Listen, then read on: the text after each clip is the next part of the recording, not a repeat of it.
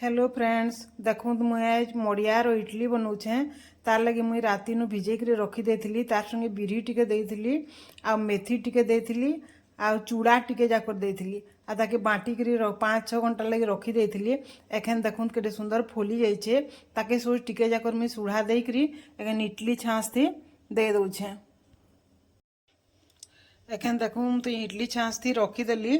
आईटा आगनु टिके गरम कर देती पानीटा सेनु एखन ये भितरे दे दूचे। तार ढापनी के ढापी देवी 10-15 मिनिट बाद देखबे इटा हो जाइथिबा। तार लगी देखुन मुई आदे सांबर करछे। तार लगी मुई सांबर करछे, बादाम चटनी करछे।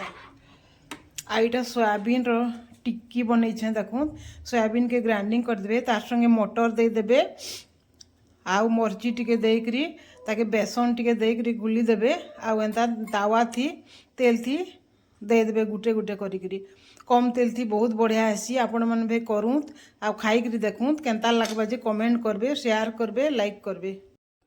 देखुन देखुन फ्रेंड्स, आमर इडली रागी रो इडली तैयार होगला। तार लगी चटनी सांबर आ सोयाबीन रो टिक्का करछे। आउ आपण मन के केनता लागला कमेंट करबे, शेयर करबे, लाइक करबे। आ इटा डायबिटीज पेशेंट लगी बहुत भल है। आपण माने करी करी खाऊत।